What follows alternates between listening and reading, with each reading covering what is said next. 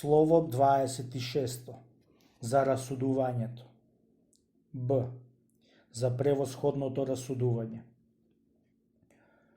Како што кошутата жедне по изворите горски, спореди Псалм 41:2, така и монасите жеднеат по познавањето на светата Божја волја. Според тоа, тие сакаат да знаат и кога со таа волја се меша нашата собствена волја, а кога пак действува волја спротивна на волјата Божја. Пред нас е задачата да пишуваме опширно за многубројни прашања што не е лесно да се решат. Кои подвизи сме должни да ги извршиме, без какво и да е колебање и опомена, според оној што рече, тешко на тој што одложува од ден во ден и од време до време. А кој пак треба да ги обавуваме со оглед на околностите и со сестрено согледување, како што советува оној кој што рекол, војувај советувајки се. Изреки 24:6 и уште се нека биде благообразно и уредно. Прво послание до Коринтијаните 14:40. Зашто не можат сите, повторувам, не можат сите здраво и брзо да расудат за овие тешки прашања. Тоа често го пројавува дури и оној богоносец низ кого што Духот говорил, молејќи се понекогаш научи ме да ја творам волјата Твоја, спореди Псалм 24:5, и повторно, покажи ми го Господи патот по кој да одам, зашто Тебе ти ја предавам душата моја. Псалм 142:8. Од секаква воземна грижа и страст. Сите кои што сакаат да ја спознаат волјата Господова, треба најпрво да ја умртват својата собствена волја. Потоа треба да му се помолат на Бога со голема и искрена простодушност, со смирено и недвоумно срце да ги запрашаат отците или браќата и нивните совети да ги примат како да доаѓаат од дусета Божја, дури и ако она што им го велат тие е спротивно на нивното расудување, па дури и ако прашаните не се толку духовни. Бог не е неправеден да допушти да се измамат душите кои што со вера и простодушност се подложиле на совет и суд на ближниот, дури и да се неразумни оние на кои што им се обратиле со прашање. Во таков случај, преку овие би проговорил самиот невештествен и неведлив Бог. Полни со големо смирение се луѓето кои што без двоумење се придружуваат кон горе споменатото правило. Некој дошол дури до тоа својата мака да им ја довери на жиците на псалтирот. Псалм 48:5. Но замисли колкава е разликата меѓу словесниот ум и разумната душа од една страна и бездушните звуци на еден музички инструмент од друга. Голем број луѓе со намера самостојно да дојдат до познание на Божјата волја, не го постигнаа горе наведеното добро толку совршено и лесно, бидејќи се обидуваа сами по себе и сами во себе да сватат што му е угодно на Господ, па ни соопштија многу и различни мислења по тоа прашање. Именно некој од оние што ја испитуваа волјата Божја ја одвраќа својата мисла од секоја пристрасност кон овој или оној совет на душата, сакам да речам, и кон она што побудува на известно дело и кон она што му се противи. Та својот ум, одголен од собствената волја, му го представуваат на Бога во огнена молитва во текот на неколку дена. И успеваат да ја дознаат Божјата волја или по тоа што самиот духовен умствено разговарал со нивниот, или со тоа што од душата совршено исчезнувала помислата на една од можностите за определување. Други заклучиле дека делото што го вршат е Божјо според маките и тешкотиите на кои што наидувале откако ќе се зафателе со него.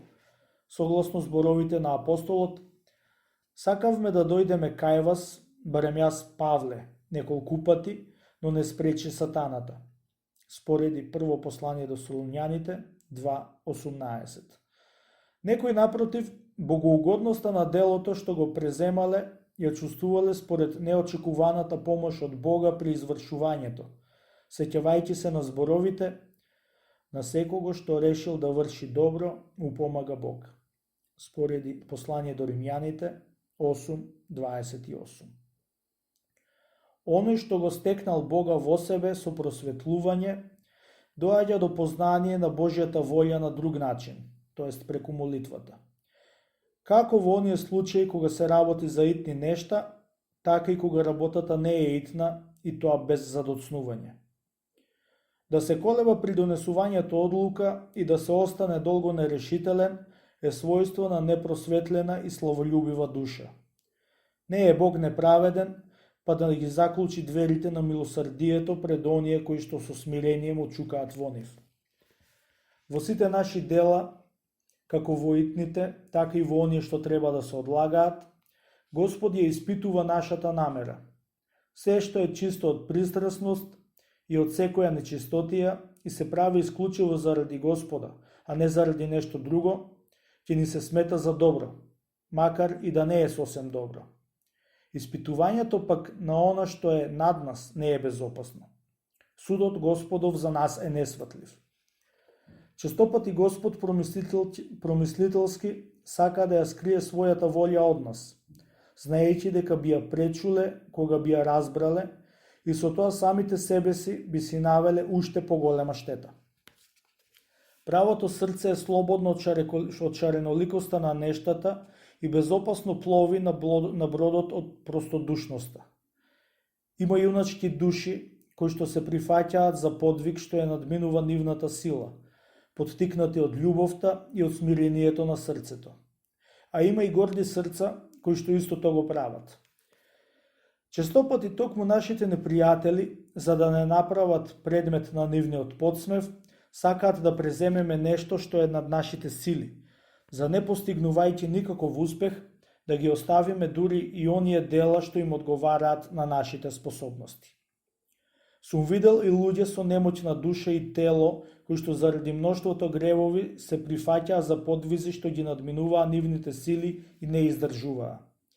Јас им реков дека Бог го проценува покајанието според мерата на смирението, а не според мерата на трудот. Понекогаш причина за крајното зло е воспитанието, а понекогаш дружењето со лоши луѓе. Но често за пропаст на душата доволна е незината собствена паднатост. Кој живее во пустина, кој се одвоил од светот, се избавил од првите две, а може би од третото зло. Оној што се е подложен на третото зло, лош е на секое место, со оглед дека нема посигурно место од небото. Кога злонамерно ќе не нападат неверни или кривоверни луѓе, да ги опоменеме еднаш, два пати, па да престанеме. А кога се работи за луѓе што сакаат да научат што е вистината, не смееме додека да се измориме излегувајќи и во пресрет на нивната желба. Впрочем, и во едниот и во другиот случај треба да постапиме според цврстината на нашето срце. Многу е неразумен човекот кој крева раце од себе, слушајќи за надприродните добродетели на светите. Напротив, низ трисветото смирение тие нека те учат како да се запознаеш сами од себе си уште подобро и како да ги откриеш во себе своите слабости. Постојат нечестиви кои што се полоши од другите. Тие не се задоволуваат само со тоа да не наведат на грев, туку ни советуваат и другите да ги вовлечеме во зло, за казната да ни биде потешка. Познавав еден човек кој што својата лоша навика ја пренесе на друг. Потоа си дојде на себе, почна да се кае и се одвикна од злото. Бидејќи неговиот ученик продолжуваше да греши, неговото покаяние остана без никаква вредност. Големо е. Навистина е големо и тешко лукавството на демоните и мал е бројот на луѓето што можат да го согледаат во целост. Зошто токму тогаш, кога сме сити и преситени, бдееме со трезвеноумност, а кога постиме се мачиме, сонот не совладува на најжален начин? Зошто да бидеме толку ладни кога се оддаваме на тихување, а да се исполнуваме со умиление кога живееме со други? Зошто да бидеме искушувани в сон, токму кога гладуваме, а штом ќе се наситиме, остануваме без искушение? Зошто кога сме во оскудност, толку сме затемнети и без умиление, а штом ќе се напиеме вино, стануваме бодри и тенкосетни? Кој е во состојба, нека им го објасни во Господа тоа на непросветлените. Ние ништо од сето тоа не разбираме. Можеме да го кажеме само тоа дека оваа промена не доаѓа секогаш од демоните, туку и од соединувањето на душата со оваа лакома, скверна и дебела плот, која што ни е дадена и со која не знам како сме споени. Да му се помолиме на Господа искрено и смирено, за да ги разбереме тие непоимливи пресврти. Таа ако и помолитвата во себе го чувствуваме истото дејство, ќе знаеме дека не се работи за дејство на демоните, туку на самата природа. А честопати божествената промисла сака да ни благодействува токму преку она што им е спротивно на нашите тежнења, кршејќи со сите средства нашата гордост. Опасно е да се истражуваат длабочините на Божиот суд. Таквите љубопитни пловат на коработ на гордоста. Некој еднаш прашал, еден човек што имаше дар за наблюдување, зошто Бог известни луѓе ги дарувал со благодатни дарови и чудеса, иако однапред знаел за нивниот пат. А овој одговорил, за да ги утврди останатите, за да ја покаже слободата на човековата волја, како и за тоа, оние што и покрај толкавите дарови паѓаат, да ги направи неодбранливи на својот страшен суд. Уште несовршен, законот вели, внимавај на себе. Спореди пета книга Мојсеева 15.9. А Господ, како повеќе од совршен, ни препорачува да водиме сметка и за поправањето на братот, велејќи, ако братот твој сгреши против тебе, и така натаму, спореди Матеј 18.15. Ако укорот твој е чист и смирен, ако подобро речено се работи за добронамерна опомена, тогаш не одбегнувај да го вршиш она што Господ го заповеда, особено кон оние што сакаат да те послушаат. Ако пак уште не си го достигнал тој степен, исполнувај го барем старозаветниот закон. Не чуди се ако и пријателите ти станат непријатели заради тоа што ги опоменуваш. Површните луѓе се орудие на демоните, особено против оние што на демоните им се спротивставуваат. Многу ме чуди една работа кај нас. Зошто ние полесно и побрзо им се поклонуваме на страстите, иако во остварувањето на добродетелите ни помага Бог кој е семоќен, и ангелите, и светителите, а во спротивно исклучиво лукавиот демон. Затоа не сум во состојба ниту сакам да зборувам подробно. Ако се што е создадено останува онакво како што е создадено, како тогаш јас можам да бидам, како што вели великиот Григори, и образ Божи и помешан со кал. Созданието кое што станало поинакво од својата создаденост, секако ќе тежне кон својата првобитна состојба. Затоа секој човек треба да ги употреби сите средства за да го воздигне својот прав и да го востоличи на божествениот престол. Никој значи не сме да се откажува од ова искачување. Патот е слободен и вратата е отворена. Слушањето за добродетелите на духовните отци, умот и душата ги одвикнува и поттикнува на ревност. А слушањето на нивните поуки е светилка во темнината, враќање на заблудените, прогледување на слепите. Човекот кој што има дар на расудување го нашол здравието и ја уништил болеста. Човекот обично им се восхитува на ситни и беззначени нешта од две причини. Или од крајно незнаење, или од смирение, величајќи го и фалејќи го она што го работи ближниот. Треба да се бориме не само бранејќи се од демоните, туку и напаѓајќи ги. Кој само се брани, понекогаш победува, а понекогаш и самиот е победен. А кој напаѓа, секогаш го прогонува непријателот. Кој ги победил страстите, ги убил демоните. Преправајќи се дека има страсти кои што всушност ги нема, тој своите непријатели ги доведува во заблуда и останува спокоен. Откако претрпе навреда, еден брат остана наполно мирен во срцето и се помоли во себе. Потоа сепак почна да плаче заради тоа што го навредија, крејќи го своето бестрастие со привидна страст. Друг еден брат се правеше дека жедне е по првенство, иако воопшто не го сакаше. Како да ти ја представам чистотата на човекот, кој што во јавна куќа влегува божем заради грев, а блудницата ја приведува кон подвижништво?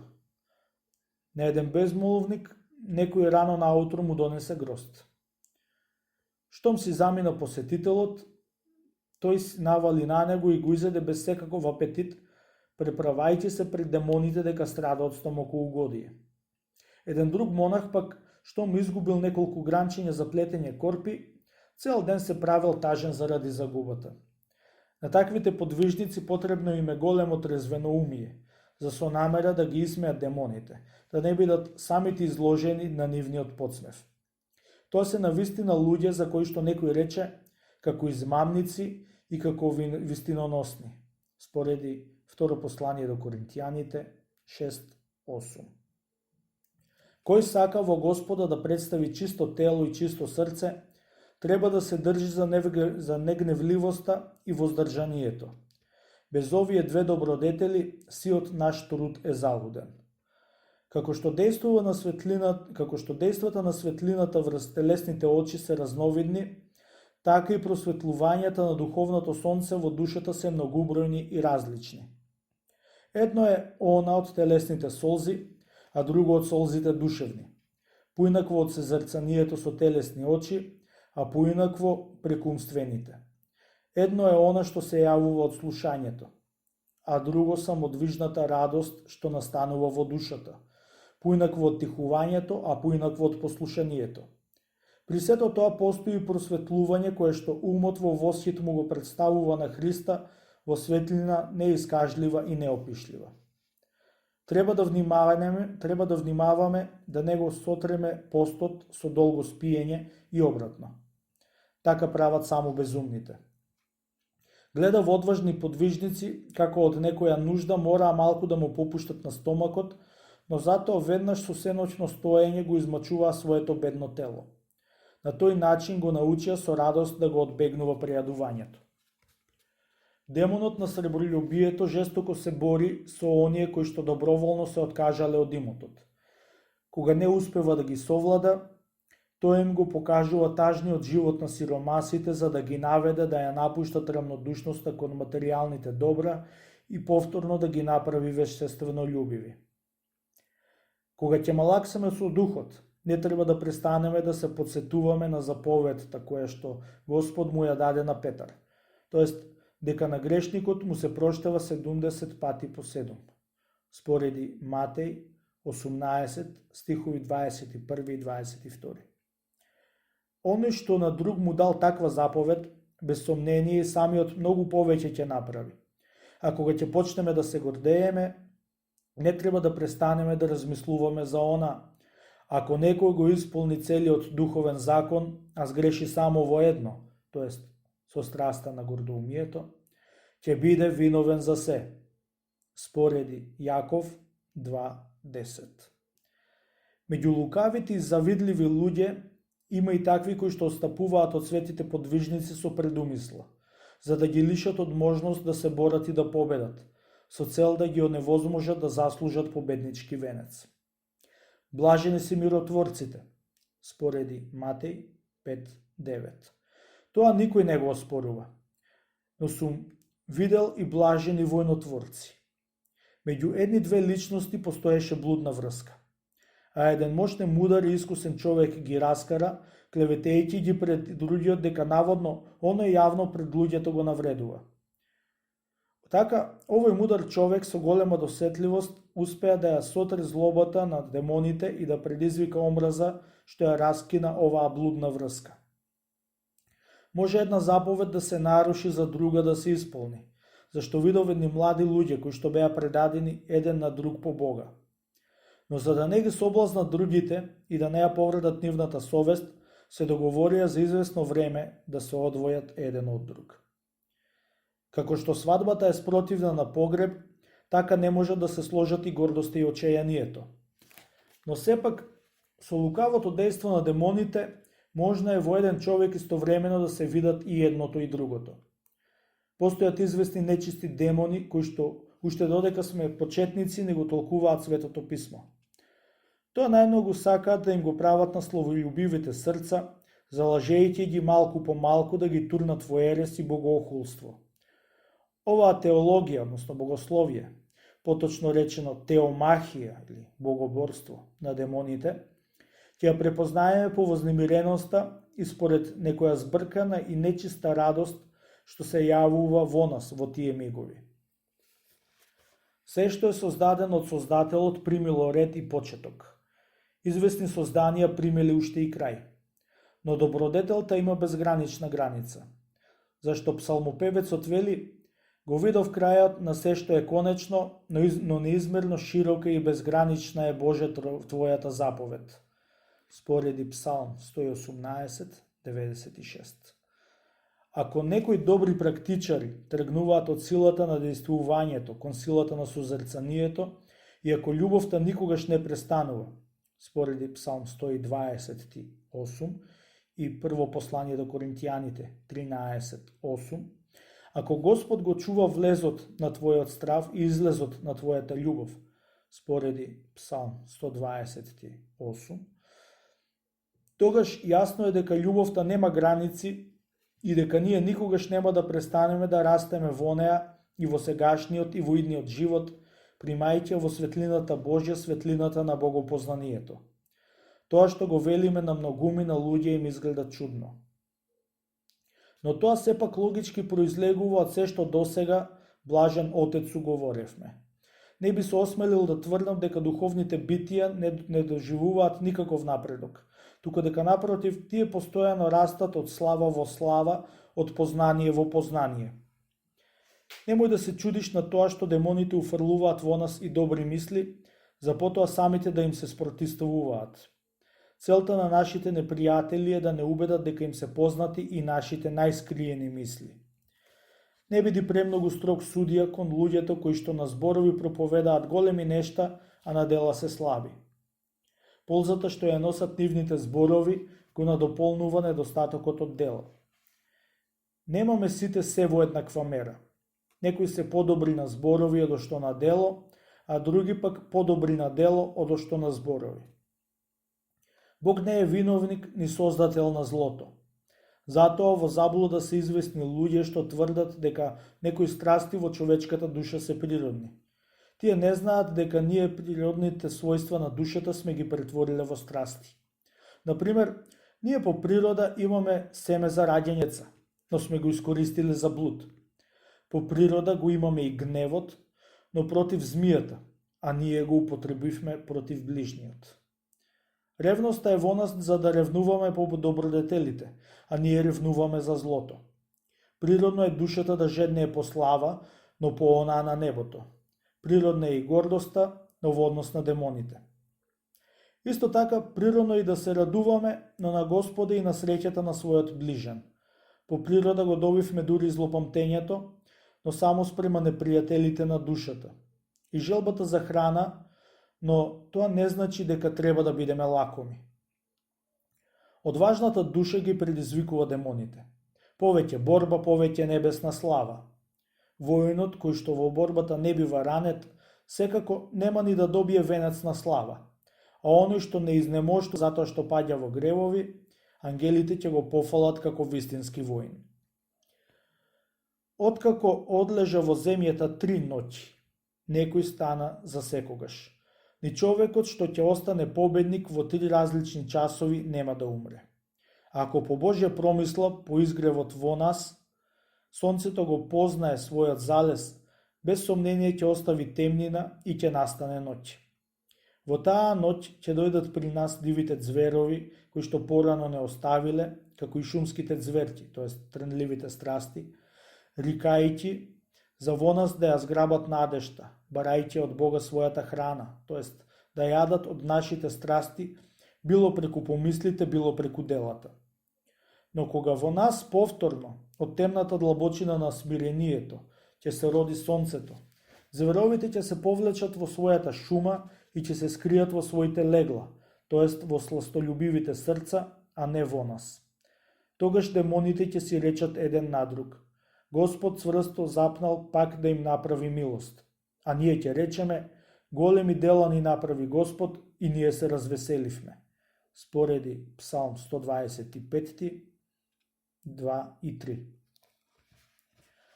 А вие прогонувани слушнете. Глеј, Господ седи на облак лесен, тоест на облакот на душата, што се воздигнало над секоја желба земна. И ќе дојде во Египет, тоест во срцето што е веќе помрачено од гревовите, и ќе ги протресе ракотворните идоли, односно нечистите помисли на умот. Спореди Исаија 19.1. Иако семоќен, Христос телесно бега од Ирод. Нека се научат, значи, наглите луѓе да не се фрлаат во искушенија без потреба. Зашто, вели, не давај ногата да ти се подлизне, па ни ангелот што те чува нема да здреме. Спореди Псалм 123. Со херојството се испреплетува надменоста, како со кипарисот, така наречениот смилакс. Наша постојана должност мора да биде ни еден миг да не помислиме дека поседуваме каква и да е добродетел. Напротив, грижливо испитувајќи го својството на добродетелта, треба да разгледаме дали на вистина ја имаме. Тогаш без сомнение ќе дојдеме до заклучок дека таа добродетел во нас и ја нема. Непрестано испитувај ги обележјата на страстите, па ќе сватиш дека си преполн со нив.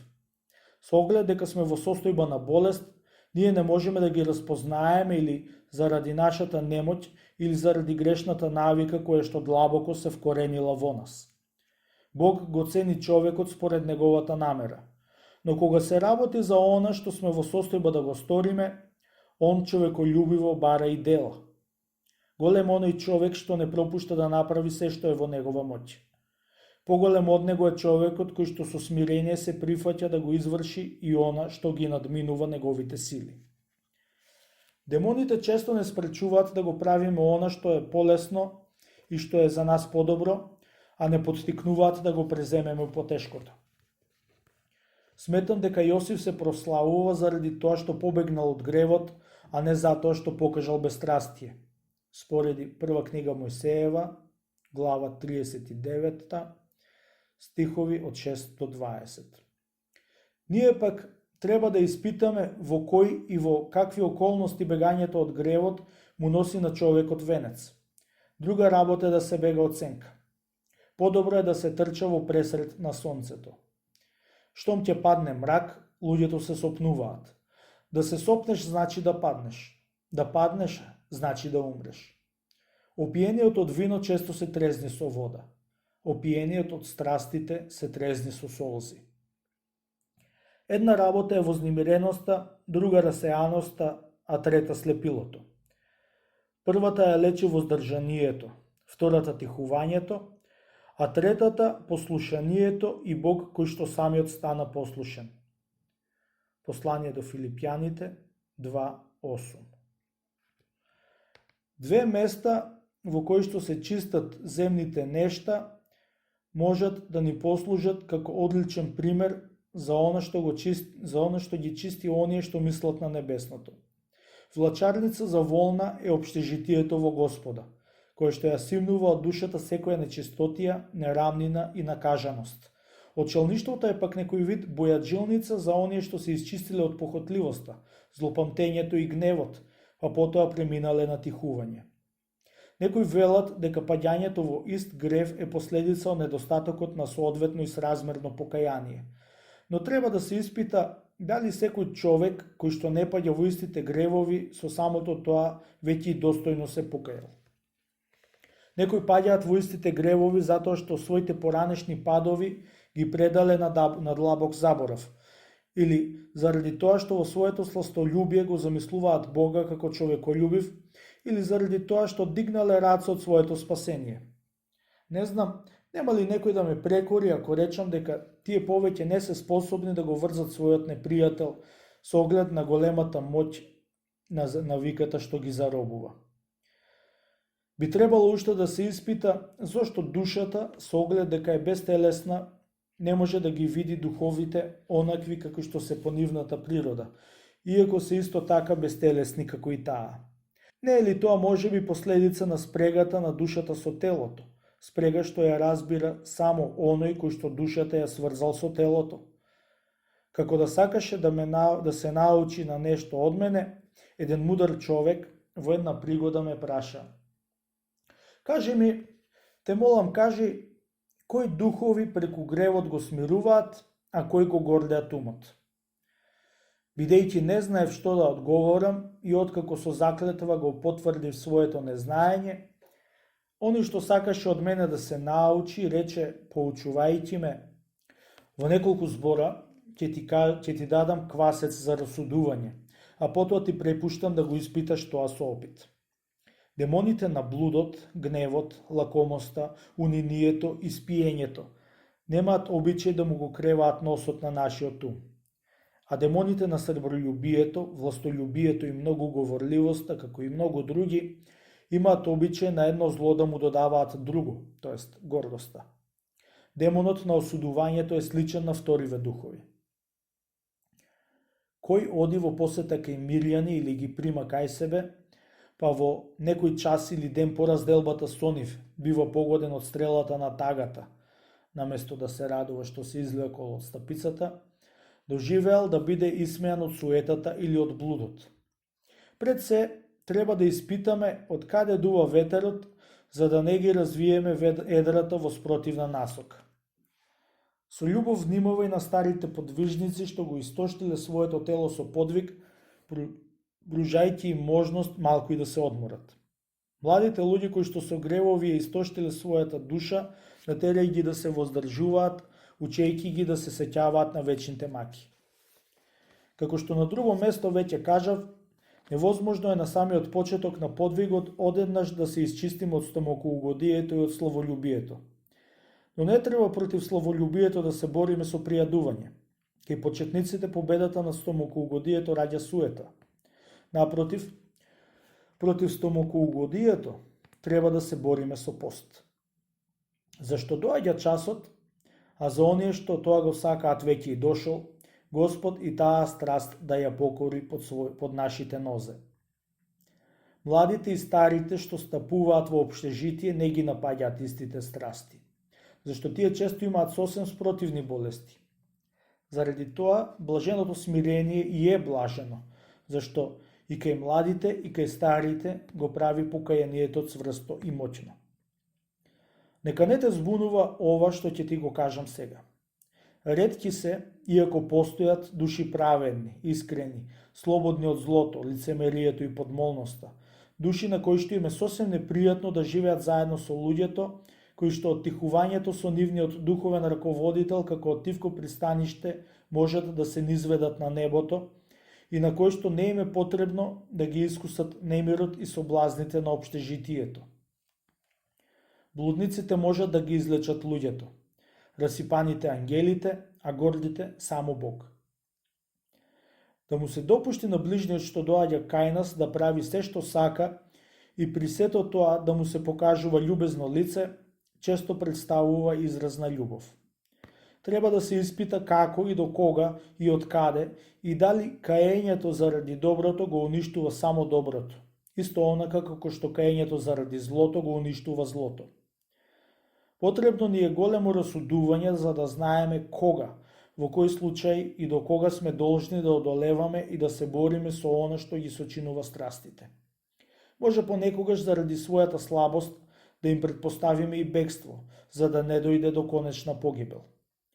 Да погледаме добро и да внимаваме, може би во своје време еднаш ќе можеме и со горчина да ја истребиме жолчта, кои демони предизвикуваат гордост, а кои не смируваат, кои не прават студени, а кои не тешат, кои носат со себе мрак, а кои само привидна светлина, кои не прават тромави, а кои препредени, кои не растажуваат, а кои не радуваат. Не треба многу да се чудиме кога ќе видиме дека во почетокот на монашкиот живот сме многу поподложни на страстите од што кога сме живееле во светот. Потребно е најнапред да се пројават сите причини на нашата болест, па дури потоа да оздравиме. Може би тие зверови биле скриени некаде во нас, а да не сме ги ни забележувале. Кога ќе се случи, оние што му се приближуваат на совршенството да претрпат пораз од демоните, макар и во нешто ситно, треба веднаш да ги преземат сите мерки за на својот непријател стократно да му го наплатат поразот. Кога времето е тивко, ветровите ја раздвижуваат само површината на морето, а друг пат и самата морска длабочина. Така и со ветровите на страстите. Зашто кај страстните луѓе, тие ги брануваат и најдлабоките чувства на срцето, а кај оние што напреднале само површината на умот. Овие вторите веднаш и ќе ја почувствуваат својата вообичаена тишина, со оглед дека нивната внатрешност останала недопрена. Единствено совршените можат секогаш во својата душа да распознаат кој мисли им се од совеста, кој од Бога, а кој од демоните. Зашто демоните на почетокот не ни подметнуваат само противнички нешта. Затоа овој проблем е и нејасен. Со телесните очи гледа телото, а со духовните и невидливите гледа срцето.